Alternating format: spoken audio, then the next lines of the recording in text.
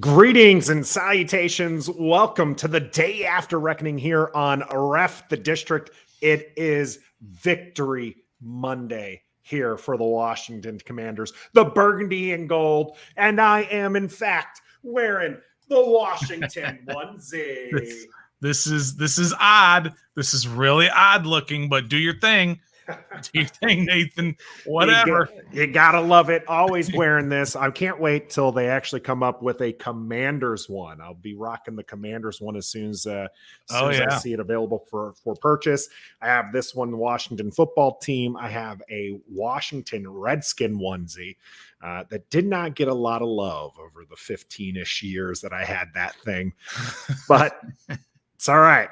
We're gonna get some good love for it, and this one and the Commanders one coming up here. We've got a great show, not only because we won, but we do have EB from the Junkies jumping in later as well. So we're gonna want that interaction from you. Make sure that you're liking the video, subscribe to the channel, and getting those questions in there. Let us know what you think about this game as we go along, because we've got a lot to talk about. And now that we've slept on it a little bit, I know that there is this big push, Stoner, from people just to enjoy the win. Yeah. But I tell you who's not enjoying the win? The Washington Commanders. They're getting after it. They went today. They're looking at tape, and they're going and they're seeing, what can we improve? What can we do better? Okay. So I think we need to do that too. We need to take a look at that and see what we can do better. Talk about some of the things that didn't go right. All that's going to be talked about. But you know what? We're in a good mood. We should be celebrating. I know a lot of people are like, it's just a win against Jacksonville. I don't care. A W is a W. Like Aaron here says, hey guys, great W yesterday. We 1-0. Absolutely. Shout out to JB, Commandalorian, DMV Mess Hall. That's our friend Tailgate Ted out there. Doug is in the chat. Graham and Shady Katie. Everything hurts and I'm dying. That's because Cowboy fan there.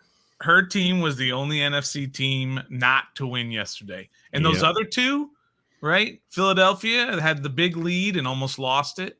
And the Giants really had no business winning, but they did. They won. They did. That's all that matters. Remember last year when we beat the Giants on that missed the field goal the first time and they had an offsides, a kind of a phantom offsides, and got another chance for D-Hop to kick it, and he made it, and we got the win. We didn't care.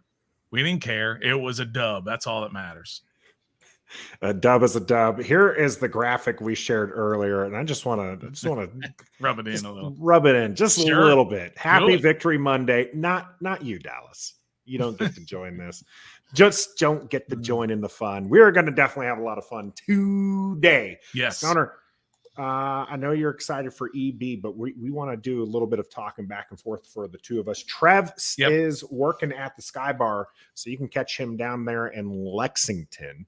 So, but he says he might be jumping on sometime during his shift there. So look forward to Trev jumping on there. Of course, we've got you here in the chat. EP joining us as well. EP joined us yesterday on the stream. That was a lot of fun having her with us. Yeah, that was a lot of fun. Normally she's just that voice off on the side, but we actually got to see her reactions and her taking a phone call during the game-winning touchdown. Right, telling you to pipe down. Yeah, I had to be muted during the touchdown. But it was what is a lot of fun there. Gus Bus, I love that we're the underdogs against the Lions. We can't get caught up on winning the NFC East and overlooking teams. Absolutely. Sure. We said that heading into the Jacksonville game. Nothing comes easy for this team. I don't expect the Lions to roll over. They give Philadelphia, who a lot of people say is a better team than Washington, fits. So that's why today we are going to talk about those things that we can do better. We're not going to focus on the Lions just yet. That'll be for Wednesday's show. We do have a special guest for that one as well. And here is the first thing I definitely want to talk about here. Adam Burkhart says Wentz criminally underrated. A lot of people had him ranked down at 34, lower 20s. And here he comes out. He has those 4 touchdowns, the 2 interceptions, which did look bad. They did look bad, and we were very, very muted and up until that Terry McLaurin touchdown. Things weren't looking like they were going to go our way. Where do you stand with Carson Wentz? Underrated, overrated by fans right now? You know what he is? He's rated. I don't care if he's underrated, overrated. He's our guy. We got to back him with everything we got. He's really right where he's supposed to be. He's middle of the pack, maybe a little bit towards the end of the back of the middle of the pack. So anywhere between 15 and 20, whatever. If somebody wants to say he's top 10, great. If somebody wants to say he's 34, we'll scream at him and call him a moron, but we don't care. What happens or what matters is the play on the field. So I was just I was talking to Corey on the Warpath. I was in his show. Yep. Just for a minute or two. He'll be stopping by here as well. He asked me kind of about Wentz, that same sort of question. He was exactly what we thought he was going to be when we brought him here. He's much more talented. He can make much bigger and better plays, but he's going to make some plays that you're just going to go, oh my God, what was that? Can they overcome those plays with the rest of your team? Can your defense make fourth quarter stops and give Carson Wentz and this offense a chance to go down the field and score a winning touchdown? And yesterday, the answers are yes, they can get fourth quarter stops, which this team doesn't usually do. And yes, this offense can go down the field and score a game-winning touchdown. So they answered a lot of questions, and I don't care if it's Jacksonville. There's room for improvement. Every team has room for improvement. Every team that won is looking at it going, we probably should have lost that game. Maybe the Chiefs is not one of those teams. But there are so many things that have to go right for you to win. And when it comes together, no matter who's against, you'll take it.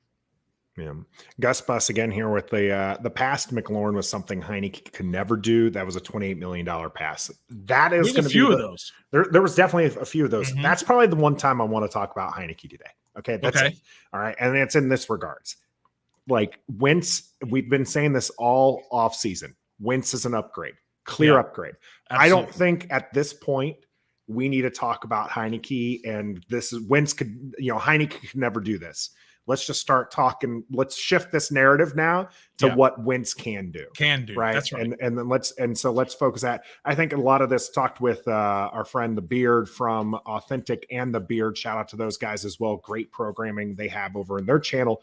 We were talking about this on Twitter just yesterday. A lot of fans were kind of, poking at the Colts.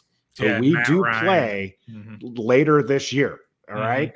The only stat that matters right now, Commanders got a W. Colts didn't. Anything else is a wash. All right. We don't need to sit there. Matt Ryan definitely did not have a game. And I get that they were attacking Carson Wentz all off season. And you just want to do a little bit of a clap back, get it out of your system. And then let's move on. Yeah. Let's start focusing on what this team can do. Or don't even bother with that. We can do all that at the end of the season when we're trying to figure out what each quarterback / team did at the end of the year. Are they worth that amount? Do you re-sign them? Do you give extensions? Was it a mistake? Should you have brought in a different guy? Should you have signed a guy to a $234 million guaranteed contract, even though he's not playing 11 games? Should you have traded for the, we'll do all that at the end of the year. Right now, Carson Wentz won this game for Washington yesterday. So that's why we're calling this episode Wentzington. Yep. Welcome to Wentzington. Welcome to Wentzington. He won the game. He had those two horrific interceptions, back-to-back throws, by the way. Yeah, they were back-to-back interceptions. I'm going to distree with the second one, but go ahead. They were horrific. Trayvon Walker made one heck of a play on the but if you look at it, he should have thrown it in the dirt. Going this way. The throw was kind of going this way. He should have thrown it in the dirt. Yeah. Now he shouldn't have been able to make that play. That was a freak athletic play. That's fine. But it was that's a number one overall pick play. But it was a terrible pass. But that's fine. The resiliency to come back from back-to-back picks. And by the way, after that second pick, Jacksonville goes down and scores a touchdown on one play. where they looked defeated. The defense looked defeated. And they got that touchdown, and he came back, and he led this team to 2 straight drives, converting third downs, throwing passes, threading the needle on some of those plays. That pass to Terry McLaurin was just money. Yeah. So, I mean, he did everything we hoped he would do for this team. And he had some crazy, crazy plays. But, man, it was a lot of fun to be able to watch this team and be excited about it, to be hopeful, especially with the quarterback that you had there. So there's a lot of good things. There's a lot of things to improve. But like I said, every team that's out there that won, except for maybe the Chiefs, like I said, is sitting there saying, what do we have to do to improve? Because if we play like this again, we're going to lose next week or the week after. Oh yeah. I mean, they still only won 28-22. Lots of things to improve on. Oh yeah. There was some surprises there. So some good things here. Give a shout out here to the Command This podcast with their the donation fellas here. Make sure after we're done, you got to hit them up. They're going to start their stream at 8:30. Steve here, I imagine, is in the chat. Commanders win. Victory Monday. QB was the difference. How did Matty Ice do yesterday? He must have not just heard the conversation on that one. He messed up the out, no anticipation. The Walker play was an anomaly. What a grab. I'm telling you, that second one, a lot of people want to eat him alive for it.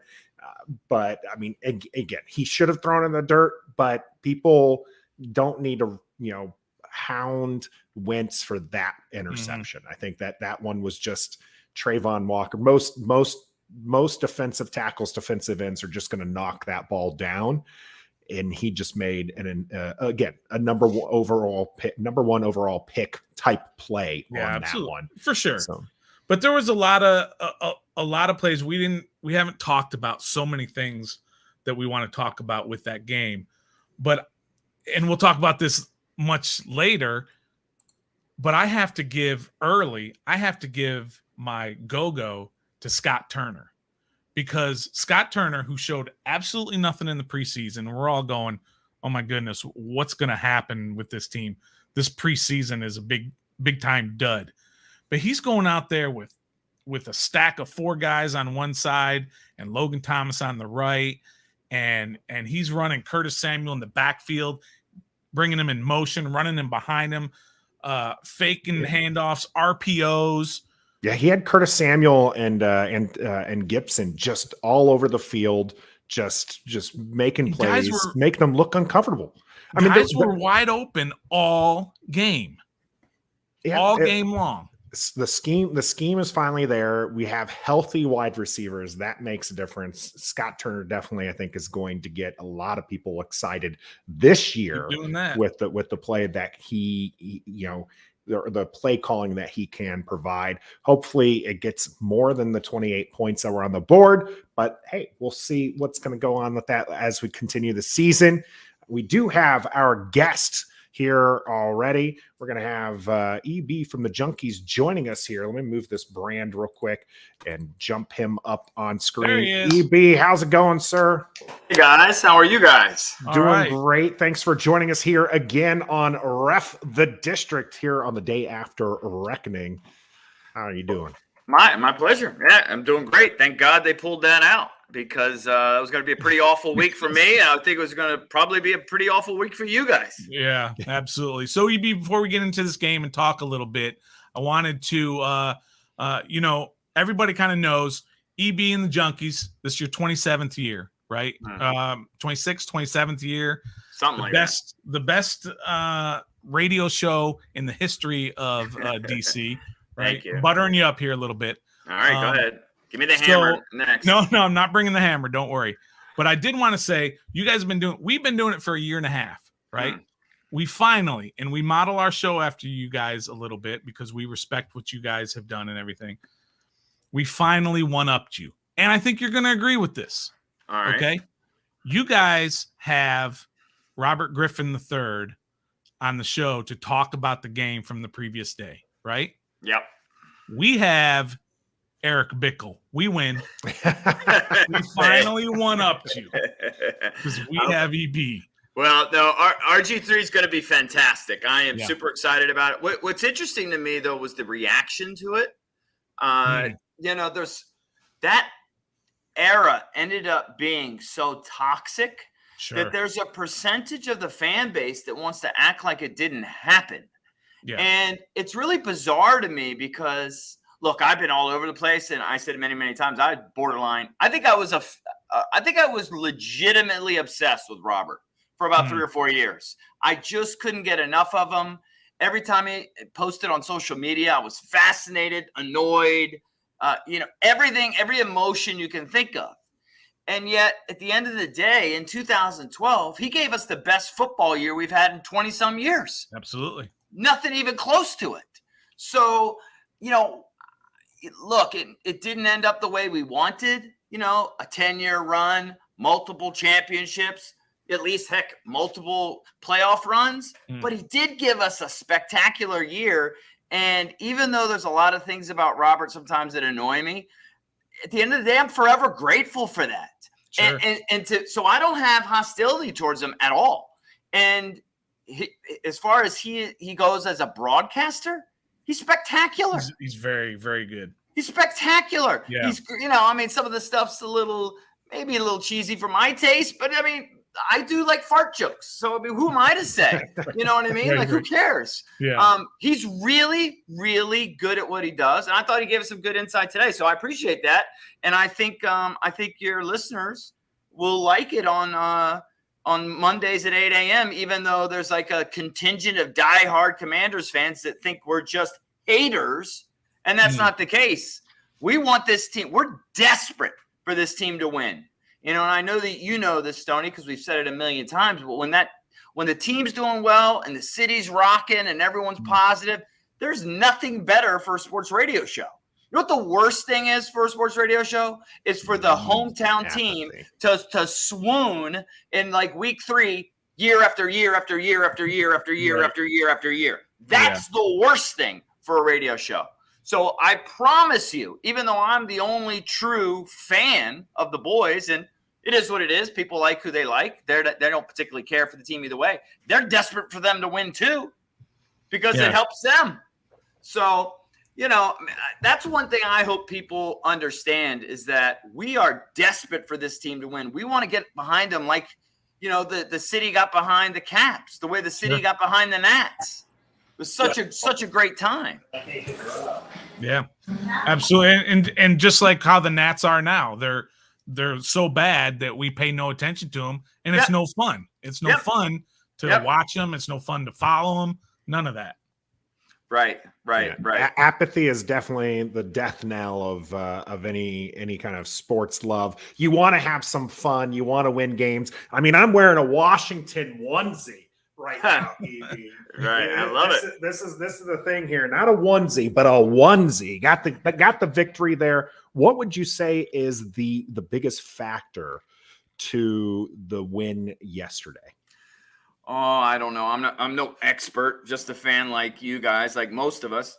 Mm-hmm. But I would say that Carson's resilience at the end of the day. Yeah. We've had so many different, 25, 30, 40 quarterbacks in the last 20 years. Most of them don't have that kind of resilience. Taylor might have it, but he doesn't have that talent. Sure. So it was great to see Carson bounce back, and on some level, it was almost good to see, this is kind of what we got here, right? So we got a guy that can make all the throws, can really look good for 2 quarters. But man, if he doesn't lock in, he can still have that doozy that everyone's been talking about. And I think that's good for us. I think it's good for us as a fan base to keep our expectations in check. And I think, to be honest with you, that's good for Carson to see, hey, you know what? I got to really lock in. Robert said something interesting on our show today. He said, he really jocked him. And he's not the only one. He said Robert's one of 5 guys in the league that can make that throw to McLaurin. Think about that. Yeah. One of 5 guys in the league that can make that throw. He's got elite talent, but he said he thinks Carson sometimes gets a little bored. In other words, I kind of equate that to, maybe bored's the wrong word, but maybe almost like a little ADHD, get a little antsy. Who of us doesn't have that in us? You know what I mean? We're not all laser focused like Brady. or like Peyton, where we could stay on task 100% of the time. And there might be some times where Carson maybe has some lapses in concentration. And I think, kind of slipping up there a little bit in that first game and kind of reminding him and the coaches that bug is still in him. That's not necessarily a bad thing if you can overcome it. And hopefully you can keep that in check. Yeah. Trev, welcome in.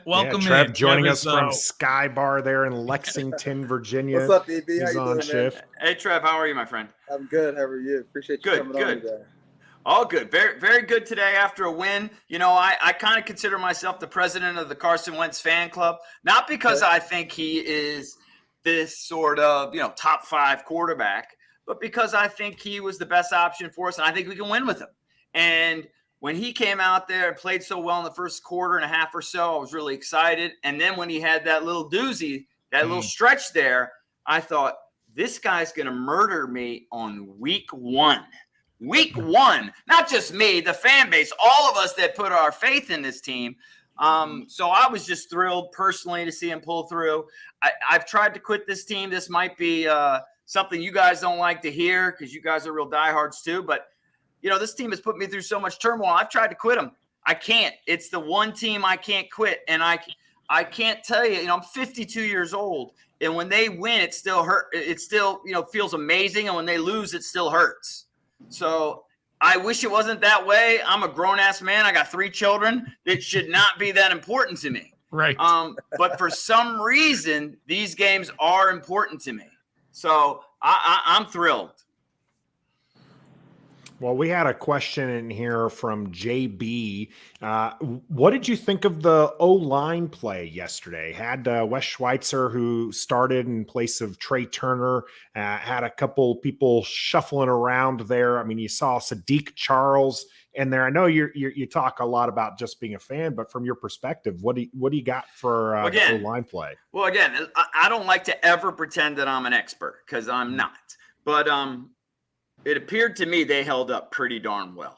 They seemed to work pretty well in tandem there, because listen, the quarterback's a big part of that offensive line play. We know that, right? If the quarterback's not where he's supposed to be and he's not in sync with the line, everything can get all screwed up, right? So it has to be those guys really do work together. They have to communicate. Carson has to be where he's supposed to be. On a 5-step drop, he's got to be where he's supposed to be, right? Mm-hmm. Carson's got to know, okay, my guy can only hold him for 2.5 seconds. I got to get rid of it.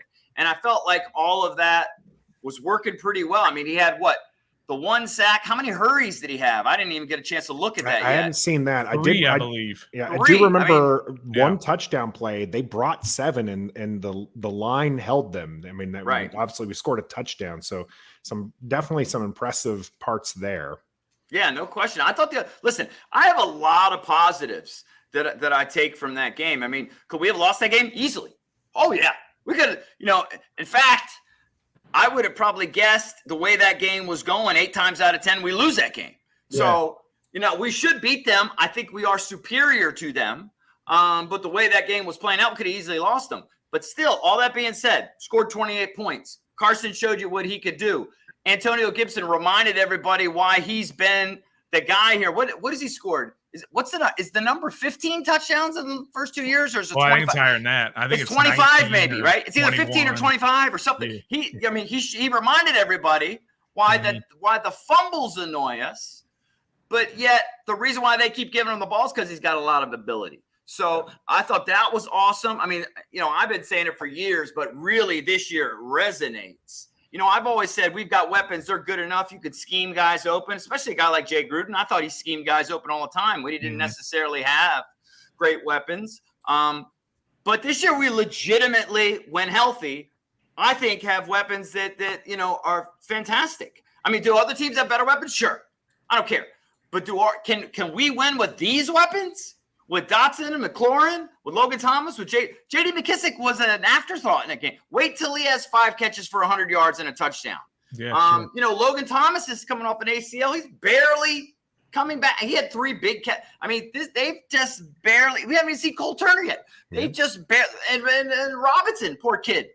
We haven't even seen him. I mean, There is so much offensive talent on this team if they could find a way to stay reasonably healthy. And then defensively, listen, I've been as down on the defense as anyone.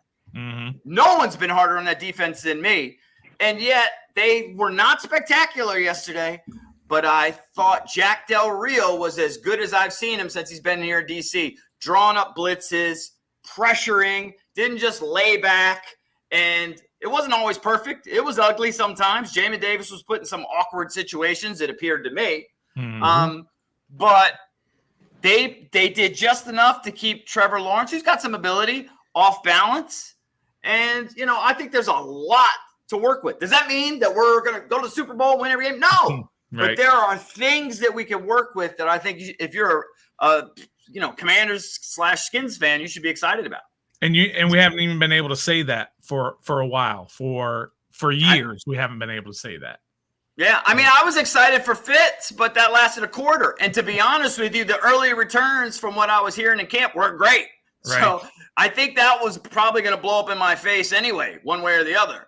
This, I think you got a guy who legitimately can if he keeps his act together, can lead you in the right direction. I really do think that. Was there anybody that surprised you? Obviously there's the Curtis Samuel. We had no idea what he was going to be able to do physically, but we all knew that if he's healthy. But was there anything that maybe it's Jonathan Williams getting one play for the entire game, or was there anything like that kind of stood out that you were surprised going into the game and you didn't see it happen, or you saw more of what you thought you would? I didn't know much about Derek Forrest, right? And I thought he had a pretty good game. He popped for me, Joe the fan over here, just average guy watching the game. I thought Jonathan Williams might have a bigger role. But by and large, it's kind of what I thought, that they were going to show nothing in the preseason. Clearly they have more speed and more options offensively, and that Scott Turner was going to really start to, unveil his offense. I wasn't surprised by that at all. I thought that they were going to dink, dink, dink, take the short stuff, boom, take a shot. Dink, dink, dink, dink, dink, take a short stuff, boom, take a shot. And that's exactly what they did. And fortunately, Carson was able to hit on him. He's not going to hit on all of them, but he was able to hit on Sunday. So, to be honest with you, there wasn't much there that I was surprised with. Yeah. Now I know, Trev, you had your hand raised. You got one to add to that? Yeah, just the way that Scott Turner, his offensive scheme, like the 4-trip wide receiver set with the one wide out on the right side, that was something I've never ever thought I would ever see. I'm with EB. I thought like we did preseason, we hit the playbook, we hit this and that. But I didn't think we'd come out looking with some exotic looks like that. That one reverse screen to Armani Rogers for a first down. Never thought we would do that. That one reverse play where we lost some yards, but still like never thought we would do something like that. So I thought we would like you said, EB, like dink, dink, dink, then a bomb, and then dink, dink, mid bomb, then a bomb. But it was like all over the place, and we have so many multiple weapons. It's just hard to account for anybody on our offense. So I was just surprised at how creative Scott Turner can really get. And that was just game one. So yeah, and I think even Dotson said afterwards that, hey, this is just the start. This is just the tip of the iceberg for me. You only threw me a couple balls. It was 3 catches, 41 yards, 2 of them went for touchdowns. That kid has all the talent in the world if he keeps his head on straight, and there's no reason to think why he won't. When you have that kind of debut coming off of the kind of camps and off season that he had, coming off the kind of college career, I think it's safe to be very excited about what you got in Jahan Dotson. EB, what do you think about De'Ami Brown, his one snap yesterday? There you go. Is that going to be something that we're looking for in the future? Like, is he on the bench? Or to be honest with you, I was surprised he was active because I didn't know how that was going to work. Listen, I don't want to beat up on a second-year guy who's trying to make it. I want everyone to make it, but the early returns aren't great. So, if I'm De'Ami, I'm really working hard. I'm reaching out to everybody I can, and I'm staying that late, and I'm doing extra work. I'm just doing everything I can to try to prove that I belong. My kids play. I got 2 kids that play Division I sports, and you got to fight for your chance to get on the court, to get on the field, you know, and it's nothing's given to you. And so I don't know. Diami's had success his entire life, and it hasn't quite happened yet. I hope he knows what it takes, because I'm certain he has ability. Mm-hmm. But I wonder, does he know? You know, I hate the talking cliches, but when they say the NFL is not for long, it really is true. You know, you get limited opportunities, and sure, you're a third-round pick, so you know you got this year, but you don't have next year. That's I promise you don't have next year if you don't do anything right now. And you know, you just don't want to miss this opportunity. So I root for him. Yeah. I root for all of them. I love underdogs. I love greatness. You know, I don't like to see anybody fail. I really don't. You know, and I'm hard on Chase Young. Chase is I've just been so frustrated because I know the kind of ability that he has. Now, it's not fair for me to beat up on him now because he's not out there, but I hope when he gets back out there and we give him a fair opportunity to get his legs underneath him, that he realizes, you know what, it's not long for you either necessarily. Mm-hmm. You know, necessarily. Certainly as being the guy, certainly as being the guy on the front of the media day program you know what I mean? Like, it's time. It's time to go. It's time to go, my man. And I know he can do it. I want him to do it. So we really need him to do it. That was actually something from the game that kind of stood out to me. Lots, you know, sacks is great for the box score, but really you want to see the pressures, which Washington was able to pressure Lawrence on about half of his dropbacks. But what do you think about the person opposite Montez Sweat until Chase Young does come back? What were you feeling about them in this Jacksonville game? I don't know. I didn't focus well enough on that. I'm not a guy that's really great at breaking down film. I do know this, that last year when Chase went down, I felt like the defense played a little better. So, I mean, you know, I think there's some ability there that they could scheme around it. Look, I don't think they're good enough to win with the front four when they're all healthy. So if the backup's in there, they're probably not going to win with those guys. So that's why I say earlier, I liked what Jack did. He brought different guys, right? Brought St. Juste. He brought McCain. He brought Jamin Davis several times. I mean, you guys probably know better than me. I mean, he just was bringing guys from different spots. And I think that's frankly what you got to do. And is it risky? Of course. Are you going to get burned sometimes? Absolutely. But it beats just sitting there and getting nothing and running past your tackle and then running past the quarterback and doing nothing. Right. How many times did we see that last year? Sure. Lots. The Sam Mills treatment is what I would. I think there was one sack. There was one sack I do remember where they only brought 4, and all 4 guys ended up on top of Trevor Lawrence. That's which great. Which was pretty awesome. But I wanted to ask you about something that sometimes when you don't talk about certain guys, then that stands out. And I think we're not talking about Joey Sly, right? Because he didn't do anything to scare us. But also Dax Milne, returning punts. He's surprised. Hey, he did surprise me a little bit. Yeah. You know, there you go. He did surprise me a little bit. You want to ask he had a little more wiggle. He you know, look, nothing was spectacular, but you know, got 7 yards maybe when other guys might have got 1. Mm-hmm. So I was pleasantly surprised by him. Yeah, and you weren't back there the whole time when they were punting. You weren't sitting there going, "Oh man, can we just catch the punt?" That's all I'm asking for you to catch this. Just don't muff this one. Yeah, right. And so again, he didn't necessarily stand out in that role, but he also didn't do anything to make him stand out in a negative way. Yeah, I thought he was huge for a guy who's your 5th guy. But also looking at some of the number of snaps, right? And you talked about Diami was out there. Only Jonathan Williams only had 1 or 2. But the defensive line with Mathis going down, and he takes up a lot of snaps. He's takes over that line quite a bit. Do you think that is a big loss, or is it that that's somebody we can just kind of put in there? Big. Yeah, you think it's a big one? Big one. Big one. Now, that doesn't mean he's irreplaceable. Yeah, might be, but it's a big loss. I'm sure Ron's got somebody from Carolina on speed dial coming in here, you know, in the next day or two. I don't know. I know Ndamukong Suh's out there. I don't know. I don't even know if that would work cap-wise. I don't even know how that. They went with youth on this one. Sue is 35 years old and said they picked out Donovan Jeter, who's an undrafted free agent out of Michigan. 24 years old, though. They want those young guys.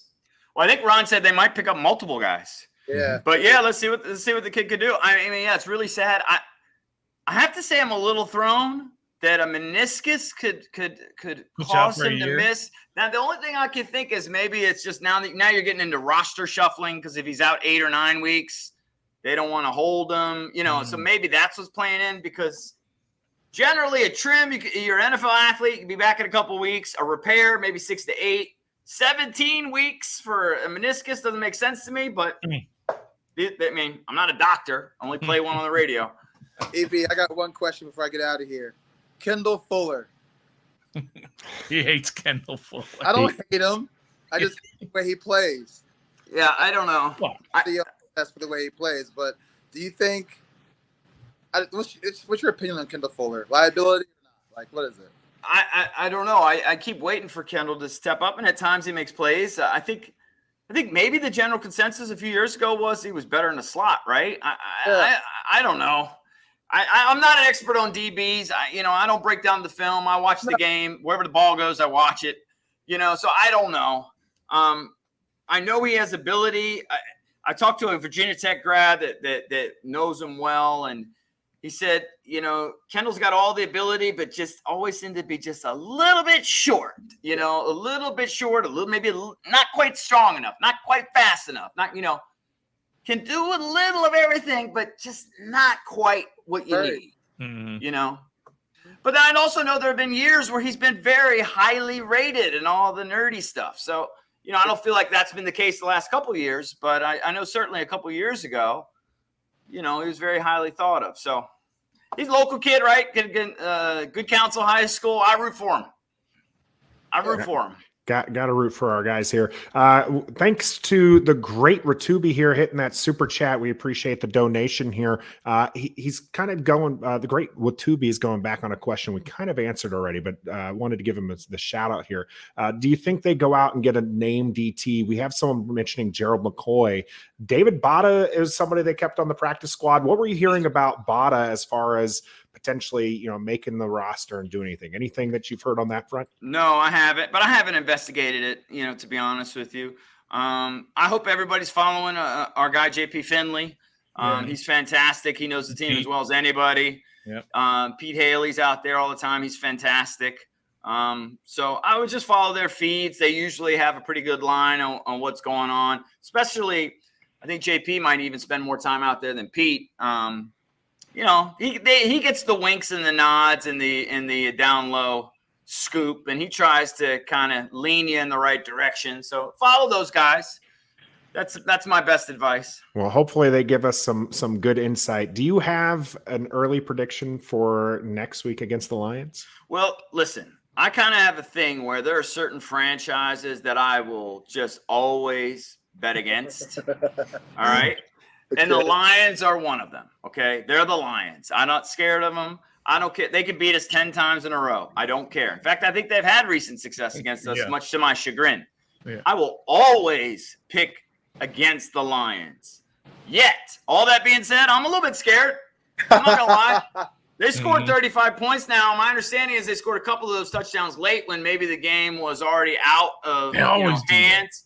Okay, so maybe it's not quite as close, but you put 35 points on the board, you've got my attention, or whatever they put, right? Yeah, so, they have my attention.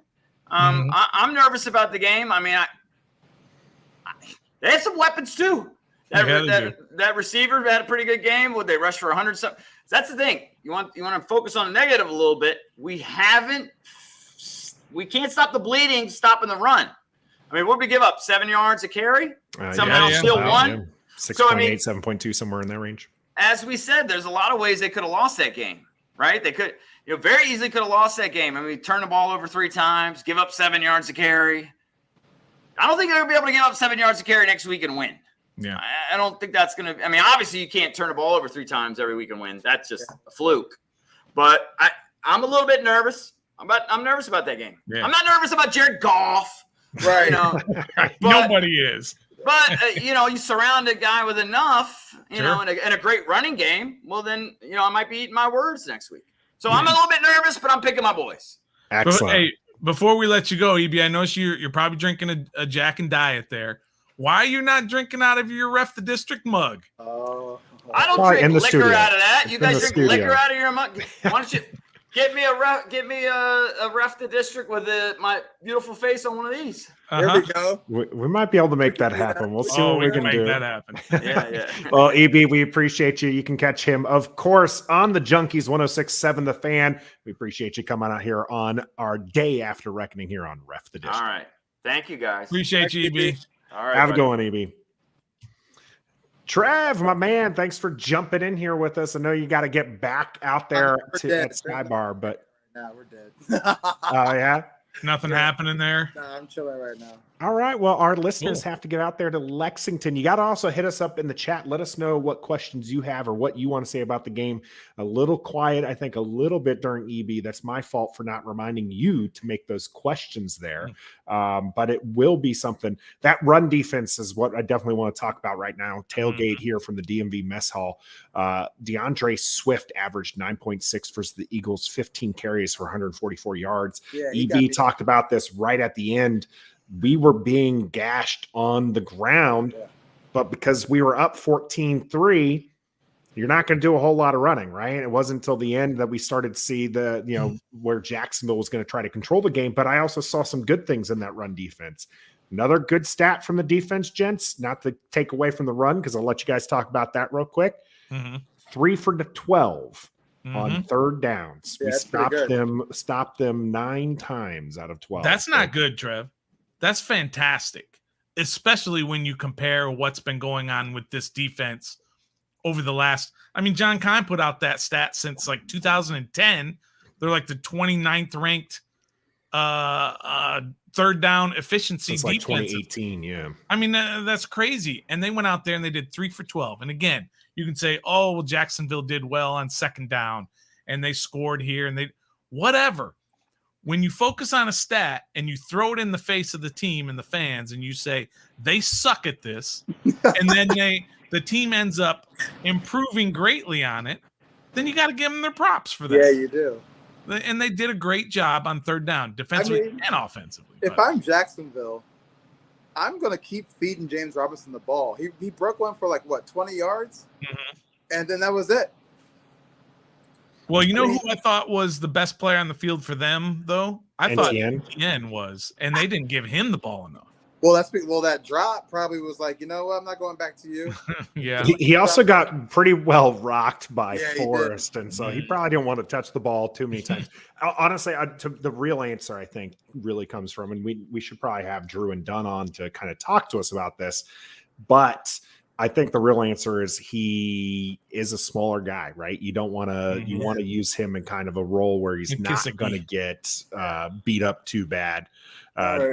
So, 22-yard run by James Robinson. You got to head out on us, Rev? Yeah, I'm going to head out and close down the bar and go home and watch some Monday Night Football. But all right, brother. With you guys. All right, we appreciate Great game yesterday. How about those Commanders? We're going to HTTC, Trev. Give us your go-go, no-go. Oh, okay. I got time for this. Which one you want first? Go-go or no-go? Go-go. Derek Forrest and Curtis Samuel. They're tied. Why? Because Curtis Samuel, he showed us why we went and got him last offseason and why we kept him in the garage as a precaution for last year, just to make sure he could be right for this year. And then Derek Forrest. I mean, the guy's been patient. He's been listening to the DBs, and doing what they're asking to do in camp. And he came out and translated what he did in camp to the field. I mean, 2 pass deflections, interception, forced a fumble, great tackle. That's my go-go's. Curtis Samuel and Derek Forrest. My no-go. We know. Yeah, I knew it was coming. All right. And great what Tubi talks about here, needing that true number 1. I don't have any sippers. I could be a little more realistic. I'm not saying he's a bad football player. I mean, he's good. But he's a liability for our defense right now because of his penalties, and he's just out of position, and he gets burnt. Yeah. And it's happened way too many more times than just this last game. But if he's getting burnt by the Jaguars receivers, just imagine A.J. Brown CeeDee Lamb, sure, Sterling Shepard. That's just division receivers that we have to see twice, this year. And then we go to Green Bay. Say what you want, they're still Aaron Rodgers will fix them boys quick. It's Aaron Rodgers. Absolutely. So I mean, it's just you just got to be a little bit more fundamentally sound on that position. You have a C on your chest, and then when people try to acknowledge you, I don't know if anybody caught it. He just did a thumbs up, didn't even look at him. Like that's not like I need eye contact. I need it's just if you have a C on your chest, represent that. Be a leader on your defense, and he hasn't been doing that since I guess he got the C. So that's my no-go. Kendall Fuller, and Jack Del Rio for scheming Jamin Davis in the wrong position. He was on Christian Kirk a whole lot. Yeah, that's Jack Del Rio. That's not Jamin Davis. I might have said it was yesterday, but I'm sorry. I take it back. It's Jack Del Rio. You got to do better defensive scheme. It could be the offensive scheme as well from Jacksonville moving the linebacker into that position. So some things to think about. But Trev, we're going to let you get back to Sky Bar. Of course, like I said, you can catch Trevor Mondays, Fridays, Saturdays out there in Lexington, and Virginia. Thursday. At the Sky Bar in Lexington, Virginia. Thanks, Trev, for jumping in. Love to see you.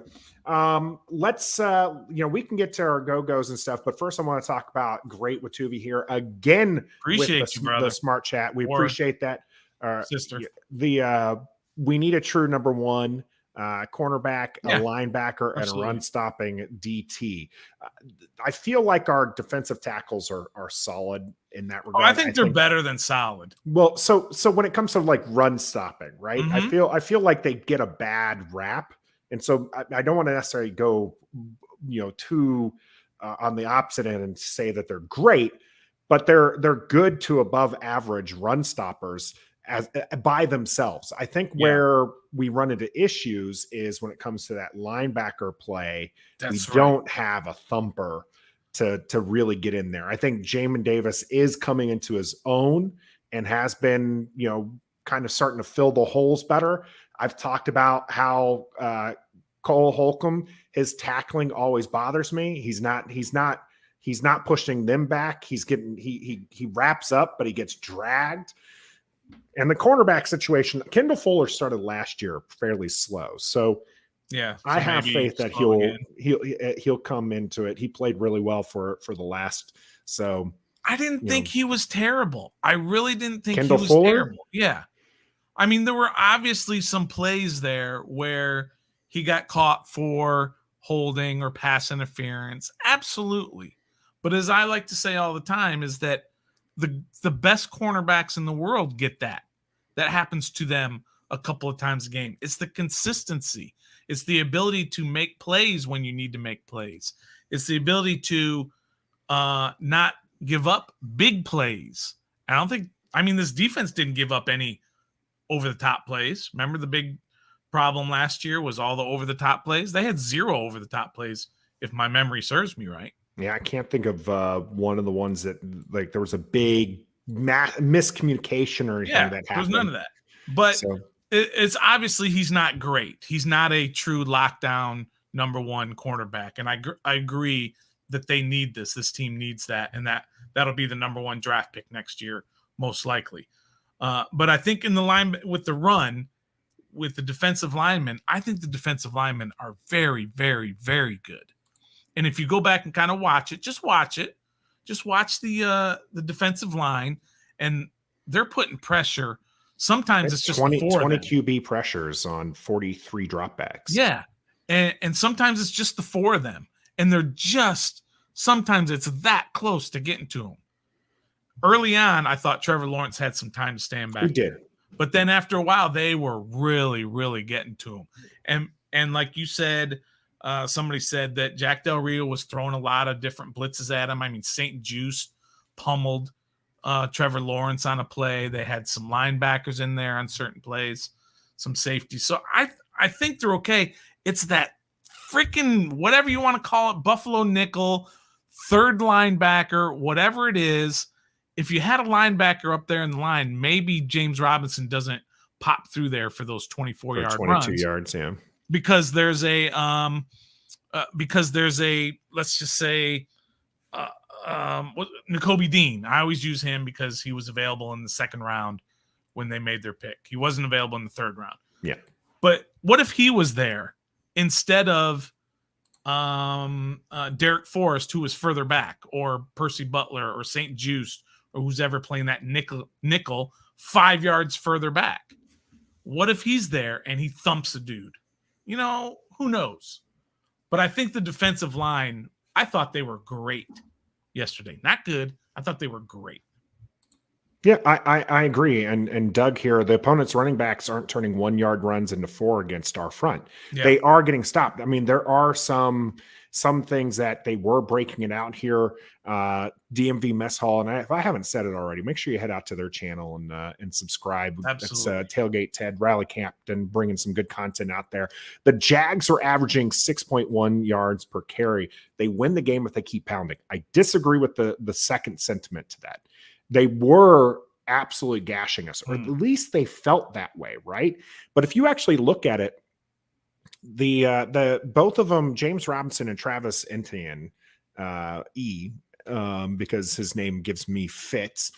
ETN. Just think about it as a letter ETN. ETN. Well, Robinson had the run of 22 yards, and then ETN had a 27-yarder. Yeah. ETN only ran the ball for 4 times. So, I mean, he still averaged 20 yards, or he had 20 yards on 3 carries, which is good. But you got to look at when those carries are coming. You got to remember that the Commanders were up 14-3.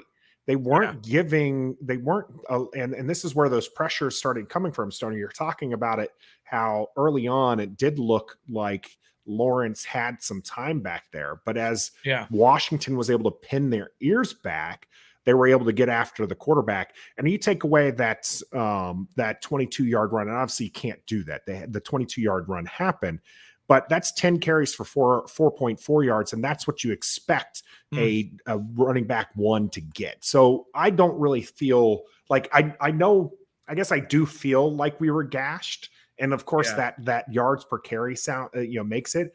But outside of those couple big runs, I honestly couldn't think of a big run that they had. I do feel like Washington was able to stop, and the runs that they were having weren't getting first downs. Like you were saying, Washington just absolutely get these first down runs and these first down completions. And what you mentioned it, Washington was good on 3rd down on both sides of the ball. That's good, but and that's what you want to see. And so maybe that's where you got to do a little bit of that Stoner sniff test instead of the Nathan stats kind of guy. But it will be interesting to see as they have to replace Mathis, who was supposed to get, like I said, 55% of those snaps. Does this D line kind of become like the wide receivers? Wide receiver 1, 2, and 3 played pretty much all the offensive snaps. You didn't. As a matter of fact, I got the. You got the snap count up. Yep. Wide receivers 4 through 6. Barely got a snap count, and we were calling it out in our live stream yesterday. Yeah. Anytime you saw Dax Milne and De'Ami Brown out there, here, this is a run play. Like you could just tell, like it was just like, yep, these guys are out here to block. They're not going to be out here to receive. That was kind of something here. Get rid of the. There we go. Yeah, let me get rid of this. There we go. The extra space here. Yeah, so there you look at the offense. The offensive line, basically, at least the 4 guys played 100%. Norwell could leave for conditioning. Yeah, he had to leave for conditioning. But your receivers down there, Samuel, Dotson, McLaurin, 90%, 88%, 71%. So those guys were basically out there the entire time. And you see De'Ami Brown got 3 snaps, Dax Milne got 6 snaps, and Cam Sims got 8 snaps. To me, that's how it should be, right? Because that I don't want to see Milne. I don't want to see De'Ami Brown at this point. I want my 3 studs out there as much as possible, and that's kind of how it worked. I still think the game plan offensively, the game plan for defensively was almost flawless. It was so good in the what you call it, the formations that they had, the movement that they had. That first touchdown to Dotson came on an RPO, and Wentz could have given it to Gibson, and he ended up pulling it out of his gut because he saw that Dotson had that one-on-one and then got it to him. It's an RPO. And I mean, the long play to Gibson, that long pass down the right side, right? Well, that got us into scoring position, right? That was a double fake handoff to Gibson first, and then Samuel right after that through that same hole. And then Gibson just took off and went through a beautiful. I mean, there's things like that. You saw Samuel all over the place. We've been begging, make Curtis Samuel the next Deebo Samuel. And they did. I thought it was just a flawless. Corey's told us, right? He's the OG Samuel, right? That's right. That was Corey. Absolutely. He's the OG Samuel. He was doing those things in Carolina before Deebo Samuel was really making it popular out there in San Francisco. And you're right. It was great to see him make those plays. And I really thought it was going to be his game yesterday. He did end up having that fumble on the running play. What did you think of the 3 turnovers? That's bad. Washington had? How many times? I'm sure there are stats out there, but how many times does a team win with a -2 turnover differential? Yeah, not very often. So that really, to me, that means the team that had the -2 thoroughly outplayed the other team, because they were able to overcome those 3 turnovers.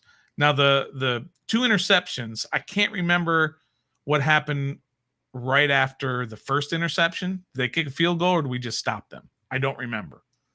That was early in the fourth quarter. And then the very next time Carson Wentz went back to throw the ball, he threw another interception and they went down and scored a touchdown. So those were big. Those were big turnovers. But because this team was able to overcome those, then you don't worry so much about that -2 differential. But if they do that again, they in big trouble. They can't have a -2 for sure. Did you want to see the we're gonna bring that up with shout out Metaphor hitting that super chat button again. We appreciate everybody who hits that. Of course, all you really have to do, it's free of charge. Like the video, subscribe to the channel here. He says, raise your hand if you thought Gibby fumbled that run. I didn't. The one that Samuel, I'm assuming, is the one. I honestly, when it was the handoff and I saw the ball on the ground, I thought it was Gibby. I didn't see that Samuel was the one who had dropped that one. And what would we be talking about today if that? People would have been all over Gibby. The Jags missed the field goal after that turnover, and it was a gift. DMV Mess Hall pointing that one out. Yeah, it really was a gift. Look, they stunk. Jacksonville stunk. They had 13 penalties. They had missed field goals. They couldn't convert wide open plays, dropping passes. They did everything that a 3-14 team does, and that's fine. But Washington outplayed them as well. Yeah, Washington looked at one point like they were trying everything to lose the game. Sure. And Jacksonville was trying to one-up them. They're like, hold my beer. We can make more mistakes than you can. In the end, Washington able to overcome their mistakes and take home the W. You're going to show us something now, though, Stoner. I'm going to show the D snaps here. Of course, Holcomb and Jamin Davis basically played the entire game. Mm-hmm. Of course, Kendall Fuller and William Jackson did. Bobby McCain had the one play that he went out because he was hurt. Yeah, one play. He had to leave because he had gotten rocked. Yeah, and of course, Derek Forrest, 96% of the plays. St. Juice, Payne, Allen, Sweat, all of those guys right there, who are your studs, the guys you count on, played at least 73% of the plays. Now, if I'm coach, that's what I'm doing. Week 16, this probably is not going to be good. No, you're going to wear down your. There's going to be some attrition there. Yeah. But I thought just some of those guys again, Milo Eifler and John Bostic and David Miracle Whip had 0 snaps. Those 3 linebackers had 0. Now they played special teams. Yeah, special teams. These are specifically defensive snaps. Yeah, 0 snaps for those guys. And that tells you a lot, not only about them, but it tells you a lot about, we don't necessarily like Jamin Davis and what he's doing, but he's better than the other guys. So you got to roll with him and scheme it up, and hope that he doesn't screw it up so bad that you end up losing the game. Yep, absolutely. Serenity pointing out they were rotating the D line. That's actually something that they did quite a bit last year, and was something that sometimes even frustrated us a little bit, because you wouldn't see Chase Young or Montez Sweat or Deron Payne or Jonathan Allen out there on a key 3rd down and 9. And then, of course, last year's defense was atrocious, and so they were, not making those plays. The play was being converted, and then it was just awful. A lot of people talking about the fact that we started off strong, kind of took the foot off the pedal. I really think that momentum was that first turnover where it looked like we were going to be going up 21-3. And then that just kind of changed it a little bit. And it wasn't until Carson Wentz was able to, dial back in and get a couple good plays. And of course the touchdown there kind of opened it back up for the Washington Commanders. It's been good. All right. So you want to go through? We're very happy with Wentz, Rob. We're very, very happy, Rob, here. Been looking forward to this since we won. What was your thoughts on Wentz? I think the interceptions were overblown a little bit. The first one was bad. Second one, I'd give more credit to the young rookie there making an amazing play. But those touchdowns, you can buy them. You're giving this guy $28 million to do it, but those were absolute money. And then let me ask you this. How many other throws did he have that were maybe turnover worthy, or that were cringe worthy, or that were scary, or that were bad, or that there weren't any, right? No. Those were the only 2 that had the potential to be turned over. And that's it. None of the other. I mean, he had the one where he threaded the needle in that fourth quarter, the last drive. I think that was to McLaurin, like you said. Or it doesn't matter, but he put it right in between like 3 guys. It was perfect. Everything else was there was just guys open, and he just threw it to him. Scott Turner earning his paycheck as well there. Gus Bus, should they have tried to move the ball into field goal position at the end of the first half? Still had a couple timeouts left. How much time? They didn't have much time. Really low, right? I really do think that they were at that point just looking to go into the half. You got, they were supposed to get the ball back. I don't think the offense was moving as well as it was earlier in the half. So I think at that point they were just like, let's just go ahead and take the 14-3 lead and not mess that up. Yeah. And Metaphor saying there that he had a lot of overthrows. I thought he had the overthrow to Milne, the very first play, the very first throw as a Commander to Jahan Dotson, who was wide open. He was late, number 1. And so by the time he threw him out of bounds.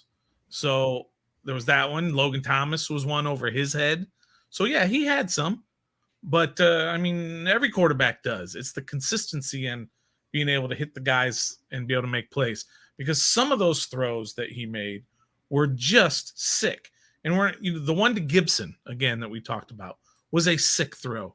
The other one to Gibson that we don't even talk about, which was the one where it's kind of like a wheel route, and he just hit him in stride on the left-hand side, before the linebacker could even get there. That was sick. The one to McLaurin was sick. The 2 to Dotson touchdowns was sick. Dotson just an amazing catch on that second one. The first throw was Dotson, but well, I think it was an amazing throw, but just an even better catch. Absolutely. The first Dotson touchdown was absolutely just, a very, very pretty pass, but it was also, again, great footwork by the rookie. It's good to see the rookie receiver catching those, because a lot of people said Jahan Dotson sounds too much like Dotson. These weren't dropped passes in the end zone. These were being caught. So good to see there. Stoner, you had something to bring up, so let's go ahead and bring that up. Yeah, I was just going to bring up our Dolla-Dolla bets, because a lot of them involved gotta pay up. Time to pay up. A lot of them involved our listeners. So we had the cool one that was the first touchdown in Commanders history. So I had Jonathan Williams, and I don't think you can do that when you only have one snap. Yeah, very hard to do. Nathan had Cole Turner. He couldn't do it. He didn't even play. Gus Bus here. Gus, don't know if you remember that. He had Wentz. Metaphor had Turner also.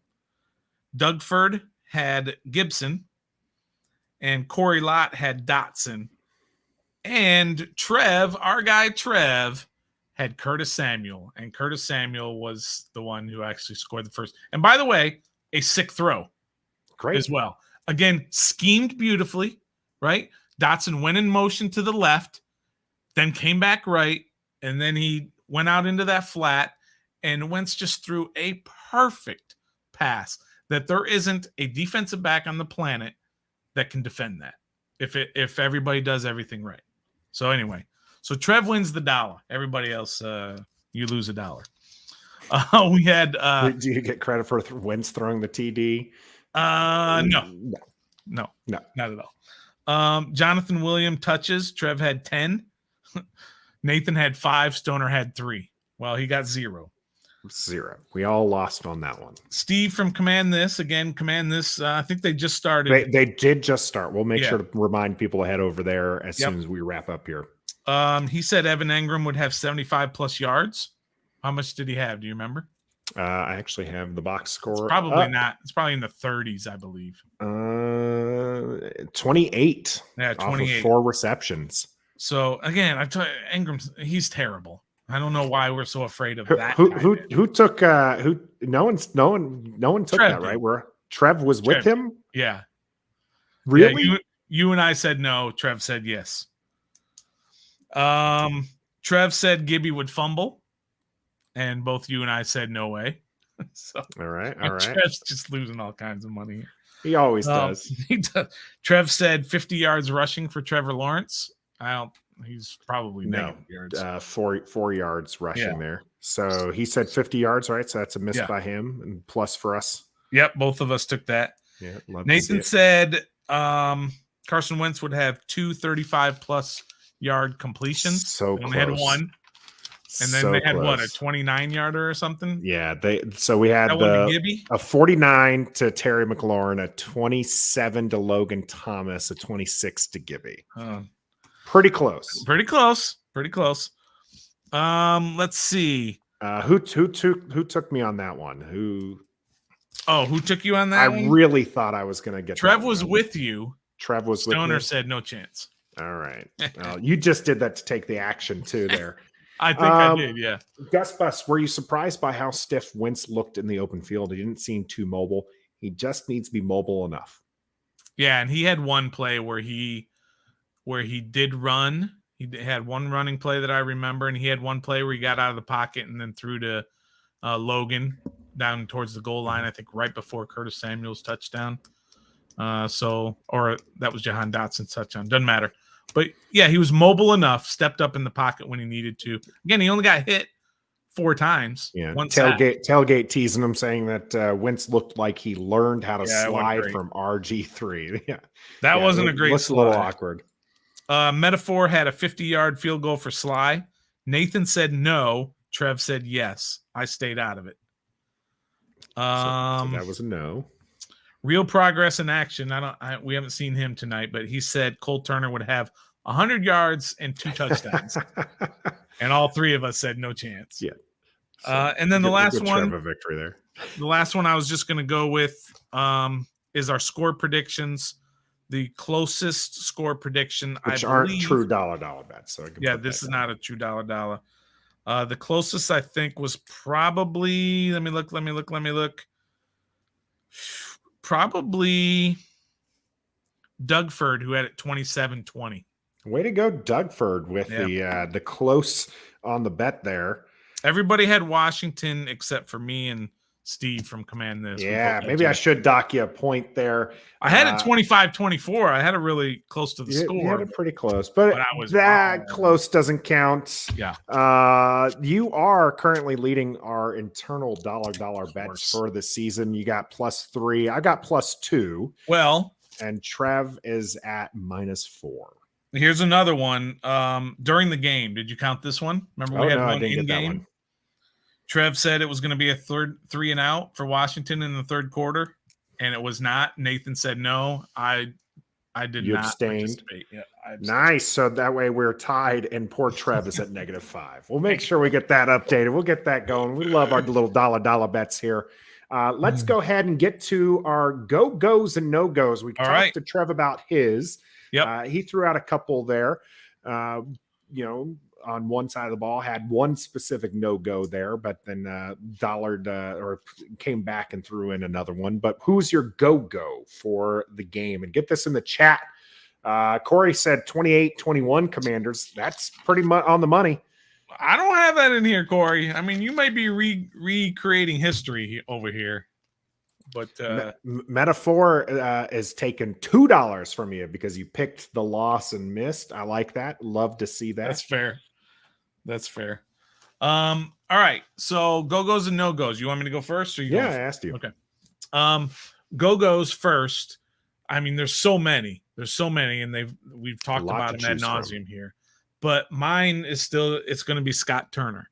I thought he designed a fantastic game plan, especially right at the beginning. And I think it was even said that they didn't plan to get Curtis Samuel the ball that much, but it was just working. So why not keep going until they figure out how to stop it? And so I thought the game plan was great. Guys were open all over the place. The movement, pre-snap movement was great. They had stacked receivers of 4 on one side and 1 on the other and got guys open. And again, design ways to get these guys in space and let playmakers make plays. And they did that with a lot of these third down plays to where guys, they weren't throwing, like, I know this is a thing for Nathan. If it's 3rd and 6, throw it at least 6 yards or 7 yards. But they weren't doing that all the time. They were getting it to Curtis Samuel, and he was making guys look foolish and getting a first down. McLaurin did it one time. Remember, they threw short to McLaurin. He made 2 guys miss and got a first down. So get your guys got to get them into space playmakers is the thing. Like they did the with big Gibson thing. too. Yeah. So he's my go-go.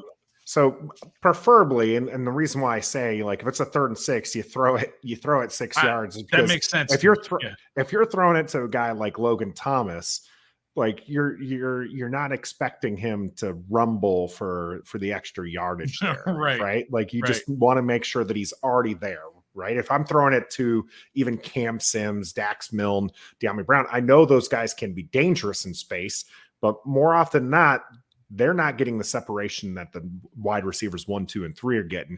But yeah, put your people in the position to win, and that's what you want to see. And I think Scott Turner is an excellent go-go there for you. Gus Bus, go-go. Shout out to the special teams. Solid effort and strong execution. I agree. That was something that was a bad, really a bad sight to see last year was the special teams. Good to see them. I thought Dax Milne was serviceable. I don't think that he's, super exciting. I think DeAndre Carter was more lightning in the bottle last year, but really just want to see this not be a deficit for the team. And that's what it was. Let us know who your go-go is. My go-go, we've had a lot of the good ones already mentioned. You mentioned Scott Turner. Trev took some of the obvious ones as well. I'm going to go with Gibson on this one, who I think really gained the confidence back from the fan base. Yeah, because a lot of people were not too high on him. I mean, you had people predicting. I love our guys out there in Declassified, but I mean, you had LE saying J. Will was going to get himself, 100 yards and like 25 carries and stuff like that. Gibson, 14 carries, 58 yards for a 4.1 average. And that was pretty consistent. Longest was 13 there, but also 7 catches. He had the most. Well, Curtis Samuel had 8 catches, but he had 7 catches, 72 yards. So the most yards out of any of the receivers here is Carson Wentz threw himself 313 yards. Went to Antonio Gibson. He was moving all over the place. Yeah, and a lot of that comes with Turner. But I mean, it's just great to see Gibson going, out there in space. Still running the ball. And we talked about it on Stream Stoner, hitting those holes. He was making quick decisions. wrapping his arms around the ball whenever he was going through the hole, whenever he started feeling contact, wrapping it up. Felt like Gibson had an amazing game there. And how about in the fourth quarter, when after the interception and you're trying to run out the clock, who was getting the runs? Gibson was. They had the confidence in him. Yep. When the game was on the line, they were giving him the rock. So that's a good one. That's a good go-go. I mean, there's so many. There really is. Yeah. So many, but those are all good.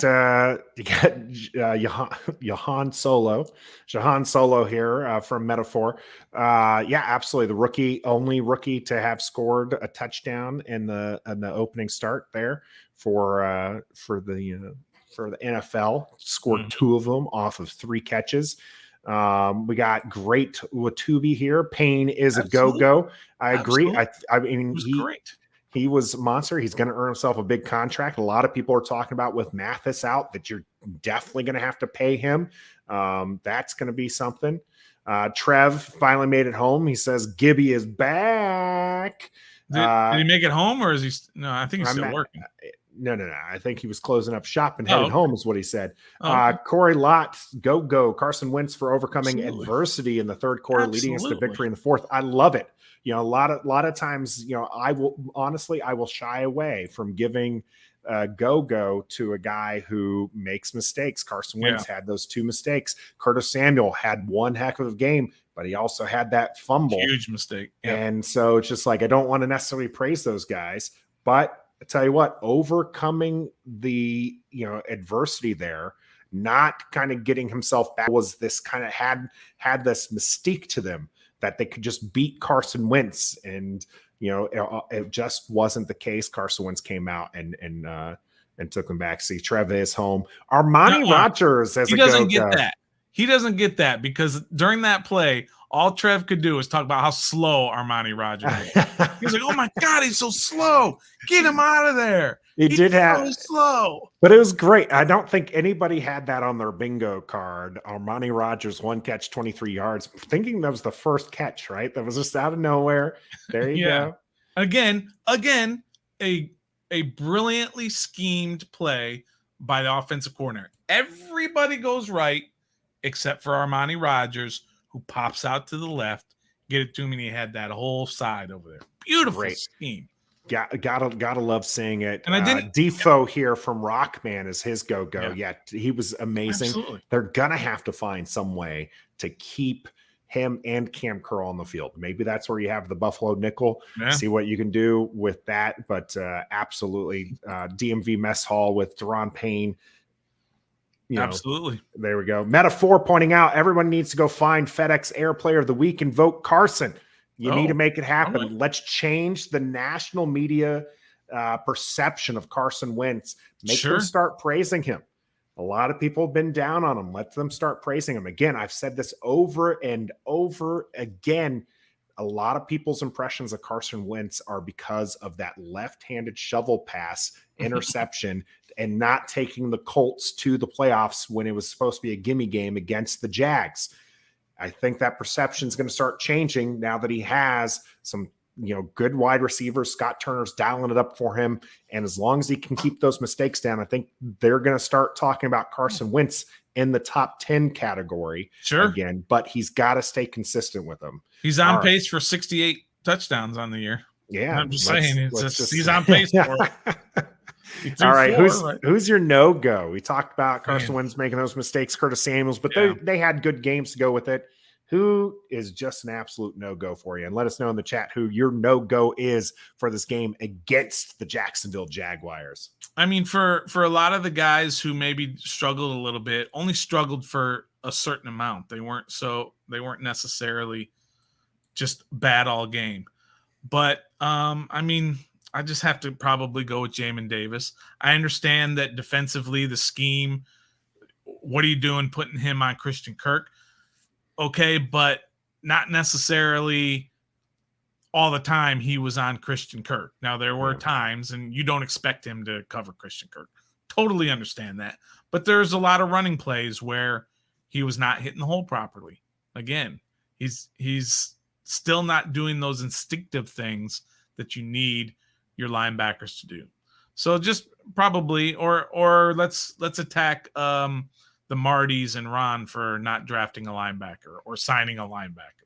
If you don't want to attack the second year instead player of going there. after the linebacker himself. The yes, metaphor. We did mention Defoe as a go-go over a couple different times. Trevor picked him early when Trev was on here, and so I wanted to give us some new names. We had and Rockman did. Rockman also picked Defoe there. Trev has taken my no-go. You're going the opposite, and metaphor's talking about the linebacker groups period as a no-go. Cole Holcomb was the one that just did not have a good game to me. Like I felt like we at least saw a couple good plays coming from Jamin Davis. There were a couple plays where he actually, did close the gap, where he was in the backfield. Cole Holcomb, I felt like the only time we were calling his name was when, he's chasing somebody, when he's being beat. And I just didn't feel like it was a good game for him. I expect him to bounce back and come there. Corey Lott is going to go with Kendall Fuller. That was Trev's no-go. You guys probably could have guessed that one. Didn't need to put $1 down on that one. Struggled in coverage all day. I do feel like he had a couple plays, Stoner. I agree with you there. I think the problem is the bad plays are the ones that kind of stood out there. Metaphor talking about the Davis sack that was taken away here. Sure. Serenity with Wise as a go-go. What did you feel about Wise? Well, I thought Wise played well at times, but I remember there was one particular play that drove me crazy when he had, I think it was ETN wrapped up, and ETN just went right through him. Yeah. And when ETN is like 5'10", 180 pounds, whatever he is, and Daniel Wise is 6'5", 280, I mean, he should envelop him and pummel the dude, and he went right through him. So, yeah. But, he did play well, but that play stands out to me. Otherwise, I didn't really notice him on the field as much, but I get it. Well, you're probably going to have to see him just a little bit more. DMV Mess Hall going with the linebackers as well in the no-go. Yeah, I think we're going to have to see a little bit. I'm surprised no one has picked William Jackson III as a no-go for this one as well. Not exactly his best game. I think he's probably happy that Kendall Fuller was getting picked on a little bit because he wasn't exactly having a good game himself. Let me ask you guys this. Jacksonville, Trevor Lawrence threw for 275 yards, I think. Is that what he threw for? 275, yeah. I mean, what is that in the NFL? Average?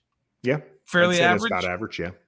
So defensively, as defensive backs, that's an average performance from them, right? I mean, again, I try to stress this, the ebbs and flows of games.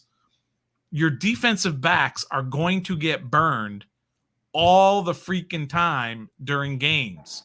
It's how you consistently stop teams. I mean, look at what Jalen Ramsey, who's considered the best back in the game. He's trash. He was terrible at one particular game. He was definitely abused quite a bit there. And even on his best games, he still has times where he gets beat 3, 4, 5 times a game.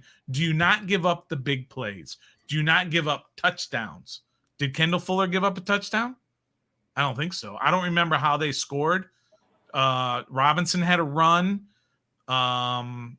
Somebody had a quick pass. It was either Robinson or Robinson ran, and then James Robinson had a receiving. But those 2 penalties put him in scoring field position. Yeah. But again, that happens. Defensive backs get penalties every single game. He's bad. On every single team. They had some. Jacksonville had some, right? They did. Mm-hmm.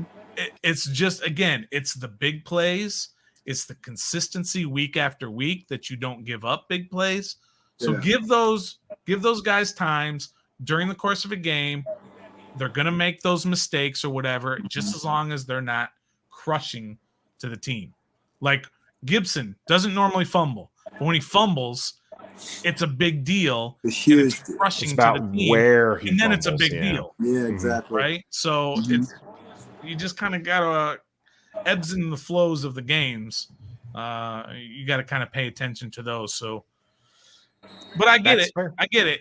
when he has a couple penalties and you see him running guys down and trailing all the time, that's understandable.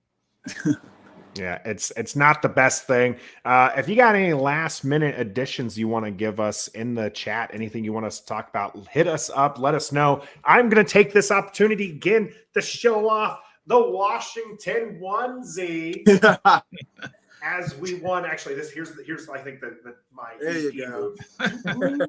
Yeah, we got the Washington onesie on. Yeah, Washington had the victory. Commanders. I really can't wait to get another one of these. This is the Washington football team one.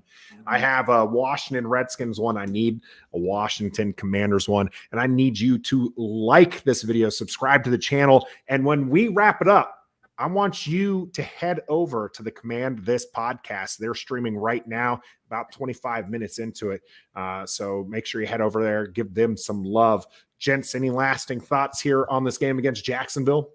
We won. I loved it. Absolutely.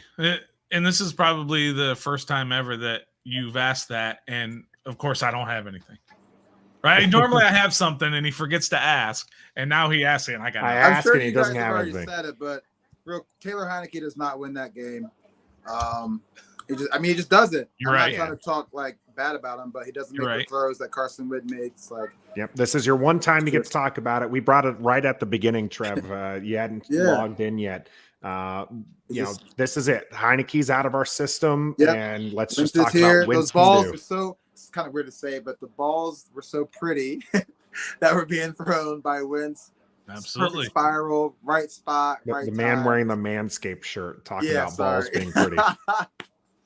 It is priceless. But that's all I have. That's all I have to say. I do want to promote Wednesday on our show, live show 7:30 on Wednesday. We're gonna have a preview of the Lions game with Lions Talk with Micro Mike. Ooh. He's gonna be on the show great guest. on Wednesday. All right, looking forward to that. Talking to him about Detroit Lions and Hard Knocks and all that stuff. Appreciate those in the chat here. Doug Forrest was the only DB with the pass defended stat. That's very interesting.